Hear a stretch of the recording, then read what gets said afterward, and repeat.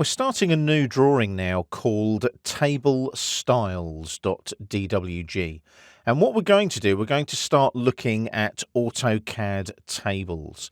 They're really useful. You can drop information into them very quickly and easily, and you can even apply formulas like you would in something like an Excel spreadsheet.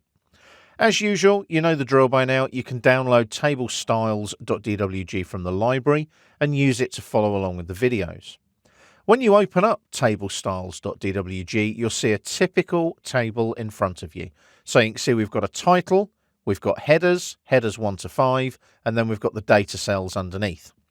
Now, what I'm going to do is roll back on the wheel a few notches to give us some space and pan that up to near the top of the drawing area.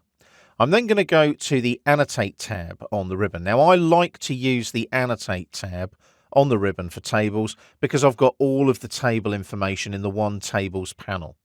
Now, we're just going to use a standard table style. Can you see it's the only style there at the moment? We're just going to create a new table in this particular video.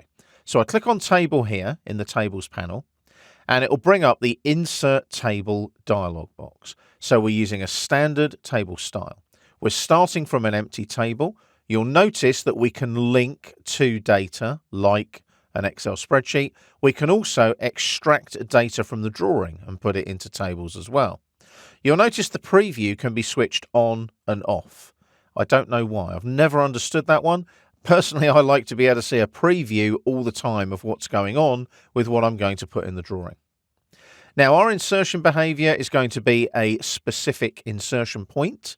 You can, however, specify a window, which means the table will fit to the window you're specifying.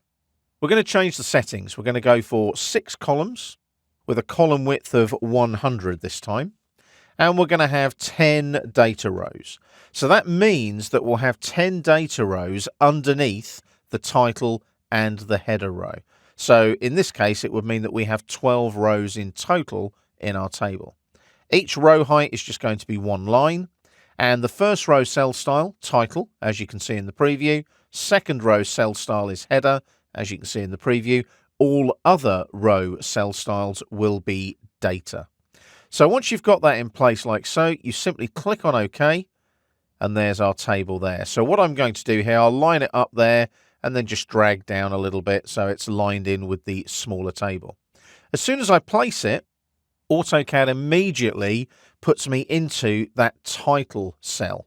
So I'm going to call this table 2, like so. If I press the Tab key, like in Microsoft Excel, I can navigate around the cells. So this would be header 1, and then I tab, this would be header 2, like so, and then I just keep going, header 3, and I'm literally just putting text in these. There's no actual intelligence to this data at all.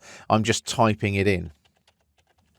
And there's header 5, and then last but not least, we'll have header 6 as well. So we'll make sure that we put that in there, like so. Now, I can use the arrow keys on the keyboard to navigate around the data cells if I want to, you'll notice as well. When you're done, though, you can click on Close Text Editor, because it is the multi-line text editor that you use for tables, or just click away from the table. Now, if you want to move your tables around, you simply select them. You've got this grip here, Move Table. Click on it, and you can move the table wherever you want it to go. So I'll hit Escape there just to cancel that out. You'll also notice lots of other grips as well. These grips allow you to resize your columns. So if I drag that this way and click, my column becomes smaller. If I select again and perhaps click on this one and drag a bit more over here and click again, that header becomes smaller. Notice the table does not become smaller. If I click on it though, and I use this arrow here and click and drag, I can uniformly stretch the width and the height of the table.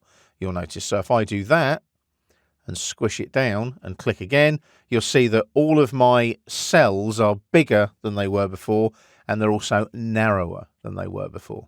So there's lots of features in your tables in AutoCAD that allow you to create tables very quickly and very easily in your AutoCAD drawings.